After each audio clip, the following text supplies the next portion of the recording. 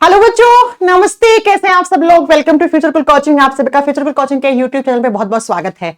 आज है आपका 27 नवंबर और आज आपका आरआरबी ग्रुप डी का एग्जामिनेशन स्टार्ट हो गए हैं। शिफ्ट 1, शिफ्ट 2 और शिफ्ट 3 आपको पता ही पेपर चल ही रहा होगा। तो बेटा जैसे ही शिफ्ट 1 और शिफ्ट 2 के कुछ क्वेश्चंस आए मेरे पास, वैसे मैं किसी तरीके का कोई क्वेश्चंस का एनालिसिस नहीं कर रही हूं यहां पर, बस मैं आपको यह बताने वाली हूं कि मैंने आपके वो भाई बहन जो एग्जाम दे के आ चुके हैं उन सभी से मैंने पूछा कि भैया बताइए, बहुत सारे क्वेश्चंस आए मेरे पास कि जितने भी क्वेश्चंस, देखो आपको पता है कि आरआरबी ग्रुप डी के एग्जाम में साइंस 25 क्वेश्चंस आते हैं। 25 के 25 क्वेश्चंस किसी बच्चे को याद नहीं रहते हैं, क्योंकि कुछ तो मैचिंग वाले क्वेश्चंस भी आते हैं, वो याद करना वैसे भी नामुमकिन सी बात है। तो अगर कोई टीचर बोल रहा है कि मैं 25 के 25 क्वेश्चंस करवा रहा हूं तो उसका मतलब वो फेंक रहा है ना। तो अब मैं बात करती हूं आपको कि 25 क्वेश्चंस में से मैंने कुछ कुछ बच्चों से बात करी है कि भैया कौन से चैप्टर से क्वेश्चंस आ रहे हैं, किस तरीके के क्वेश्चंस आ रहे हैं। तो आइए मैं आपको साइंस के वो कुछ चैप्टर्स बताने वाली हूं बायोलॉजी, केमिस्ट्री, फिजिक्स में, जो आपको, अगर आपका पेपर कल है, परसों है, अगर आपका आगे आने वाले डेज में शिफ्ट में एग्जाम है, तो ये वो चैप्टर्स हैं जिनको आपको छोड़ के जाना ही नहीं है। बिल्कुल, मतलब जा रहे हो तो इसका मतलब आप नुकसान करोगे। आ जाओ स्टार्ट करते हैं।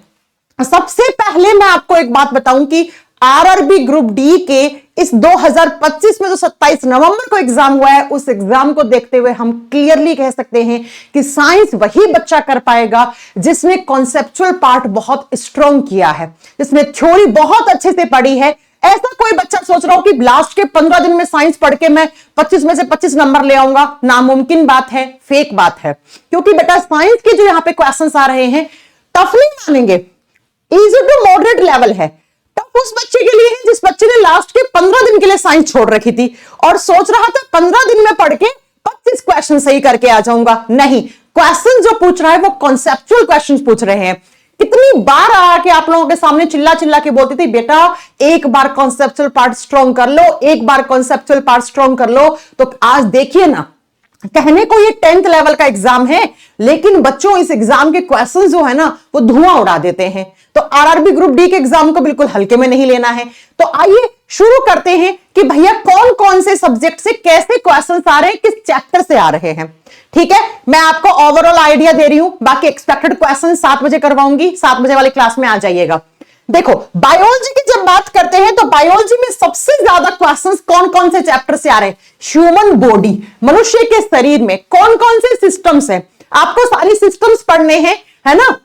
जैसे नर्वस सिस्टम से बहुत सारे क्वेश्चंस देखने को मिल रहे हैं आपको, ऐसे ही आपको स्केलेटल सिस्टम, सर्कुलेटरी सिस्टम, ये कुछ मेन सिस्टम्स होते हैं ह्यूमन बॉडी के, ये आपको छोड़ने नहीं है, आपको अच्छे से करके जाने हैं। उसके बाद चैप्टर आता है जेनेटिक्स, जिसको हम आनुवंशिकी विज्ञान कहते हैं।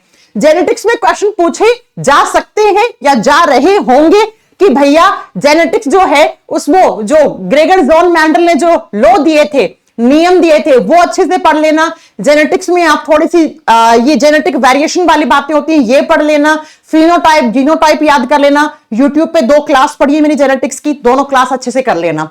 तीसरा चैप्टर है सेल। सेल चैप्टर यानी कोशिका। बहुत सारे क्वेश्चंस आपको सेल चैप्टर से देखने को मिलते हैं। सेल में माइटोकॉन्ड्रिया क्या करता है, राइबोसोम क्या करता है, मैचिंग वाले क्वेश्चन आ रहे हैं इस चैप्टर से कि माइटोकॉन्ड्रिया का क्या काम है, इससे मैच करो। इधर आपको सेल ऑर्गेनेलिज दे दिया, माइटोकॉन्ड्रिया, राइबोसोम, गोल्गी बॉडीज, इधर उनके फंक्शंस दे दिए कि इसको इससे मैच करो, है ना। समझ रहे हो मेरी बात। प्लांट सेल एनिमल सेल से कैसे डिफरेंट है। सेल थ्योरी यानी कोशिका सिद्धांत किसने दिया था, किस पे कोशिका सिद्धांत लागू नहीं होता है। Power house, ribosome, endoplasmic reticulum, ये सब पढ़ लेना। सेल की भी एक मैराथन क्लास है मेरी, सर्च कर लेना। उस क्लास में चिल्ला चिल्ला के बोला था अगर इस चैप्टर से क्वेश्चन आया तो इसी क्लास से आया और वो बच्चे पेपर देके आ रहे हैं वो बोल भी रहे हैं ये बात। उसके बाद आपका तीसरा चैप्टर है, चौथा चैप्टर है रिप्रोडक्शन। बेटा आरआरबी ग्रुप डी का इतिहास रहा है, रिप्रोडक्शन चैप्टर से बहुत सारे क्वेश्चंस पूछता है। रिप्रोडक्शन क्या होता है, फर्टिलाइजेशन क्या होता है, इंप्लांटेशन क्या होता है, कहां होता है, यूट्रस क्या होता है, जाइगोट क्या होता है, और एसेक्सुअल रिप्रोडक्शन। याद है आपको एक क्लास में कितना चिल्ला चिल्ला के याद करवा के गई थी कि अलैंगिक जनन किसमें कैसे होता है, ईस्ट में कौन सी प्रोसेस के थ्रू एसेक्सुअल रिप्रोडक्शन होता है, प्लाज्मोडियम में कैसे होता है, अमीबा में कैसा होता है, पैरामीशियम में कैसा होता है, हाइड्रा में कैसा होता है। तो यहां से क्वेश्चंस बहुत सारे पूछे जा रहे हैं। ये चैप्टर यूट्यूब पे सर्च कर लेना, asexual reproduction by Kajal ma'am आ जाएगा। उसके बाद है प्लांट टिश्यू, एक मैराथन क्लास ली थी प्लांट टिश्यू, और यकीन मानिए बेटा जिस तरीके के क्वेश्चंस पूछे जा रहे हैं ना वो सारा इस एक क्लास से पूछे जा रहे हैं।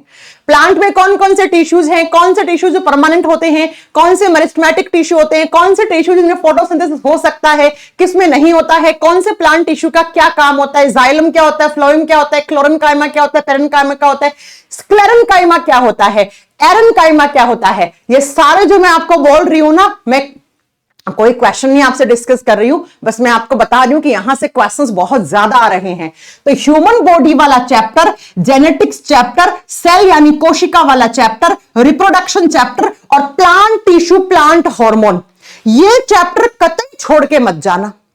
और हां, एक बच्चा तो मुझसे कह रहा था कि मैम जेनेटिक्स से क्वेश्चन आया है, अस्थमा बीमारी से पूछा हुआ क्वेश्चन है एक, तो सॉरी डिजीज से क्वेश्चन आया, बीमारियों वाले चैप्टर से क्वेश्चन आया है। हालांकि आपको पता होगा कि एनसीईआरटी ने डिजीज वाले चैप्टर को हटा दिया था, तो कह ये रहे थे कि भाई डिजीज से क्वेश्चन नहीं आएगा, लेकिन एक नहीं कम से कम 2 से 3 बच्चों ने मुझे कहा है कि मैम डिजीज से एक क्वेश्चन आया है। तो भाई इस चैप्टर को थोड़ा सा देख लीजिएगा, कौन सी बीमारी किस ऑर्गन को इफेक्ट करती है। राइट, समझ गए ना? जी मैम, समझदार तो आप हैं ही। उसके बाद आता है दूसरा सब्जेक्ट आपका केमिस्ट्री, रसायन विज्ञान। केमिस्ट्री में केमिकल रिएक्शन बिल्कुल भी मत छोड़ के जाना। क्या होता है डिस्प्लेसमेंट रिएक्शन, क्या होता है डिकम्पोजिशन यानी विघटन रिएक्शन, AgCl AgBr, अगर आपने लोहे के कील कॉपर सल्फेट के सॉल्यूशन में डाल दिया तो क्या होएगा, किस कलर का हो जाएगा, होगा कि नहीं होगा? समझ रहे हैं मेरी बात, है ना? समझ रहे हो, समझ रहे हो? तो केमिकल रिएक्शन वाला चैप्टर हो गया। फोटोलाइसिस केमिकल रिएक्शन के एग्जांपल्स मोस्ट इंपॉर्टेंट है, कर लेना। डिस्प्लेसमेंट रिएक्शन के एग्जांपल छोड़ मत देना, एग्जाम में आएंगे। जो मैंने करवाए हैं क्लासेस में एनसीईआरटी वाले, सिर्फ वही करके जाना। राइट, इसके बाद आ रहा रिएक्टिविटी सीरीज से question. Yes, reactivity series decreasing order में याद करवाई थी ना करीना का मंगेतर अली जनाब, है ना वो, क्योंकि रिएक्टिविटी सीरीज से क्वेश्चन बन रहे हैं कि कॉपर से ज्यादा रिएक्टिव कौन है, जिंक से ज्यादा रिएक्टिव कौन है, रिएक्टिविटी सीरीज में सेंटर में कौन सी मेटल आती है, रिएक्टिविटी सीरीज में लीस्ट रिएक्टिव मेटल्स कौन सी होती हैं, हाईली रिएक्टिव मेटल्स कौन सी होती हैं, कौन किसको डिस्प्लेस कर सकता है, कौन किसको नहीं कर सकता है। बस यही क्वेश्चंस का टाइप है पूछने का, कोई नया क्वेश्चन नहीं बन रहा है। आपकी जनरल इंफॉर्मेशन के लिए बता दूं, YouTube पे सिर्फ हल्ला मचा रखा है, साइंस टफ है, साइंस टफ है, कोई नया क्वेश्चन नहीं है। ईमानदारी से बता सकती हूं, अगर किसी बच्चे ने एक बार, मैं नहीं कह रही मेरा ही बैच, किसी भी टीचर के बैच से अगर एक बार कॉन्सेप्चुअल पार्ट स्ट्रॉन्ग करा है, एक बार सिलेबस पूरा किया है, तो यकीन मानना बेटा उस बच्चे के आपके आराम से 23, 24, 25 नंबर लेके आएगा वो। उसके बाद हाइड्रोकार्बन्स, हाइड्रोकार्बन्स में आप याद कर लीजिएगा एल्केन, एल्कीन, एल्काइन, इनकी होमोलॉगस सीरीज कैसे निकालते हैं सब कुछ पढ़ा रखा है मैंने। कार्बन एंड कंपाउंड में कार्बन के एलोट्रोप से याद कर लेना, कौन सा एलोट्रोप होता है वो गुड कंडक्टर है, कौन सा बैड कंडक्टर है, किसमें कितने फ्री इलेक्ट्रॉन्स हैं, ये सारे याद कर लीजिएगा। और फंक्शनल ग्रुप से 2 क्वेश्चंस देखने को मिल गए हैं। फंक्शनल ग्रुप जानते हैं ना, एल्डिहाइड है ना, कीटोन, ये सब पढ़ा चुकी हूं, कार्बोक्सिलिक ग्रुप, ये सारा पढ़ा चुकी हूं मैं आपको।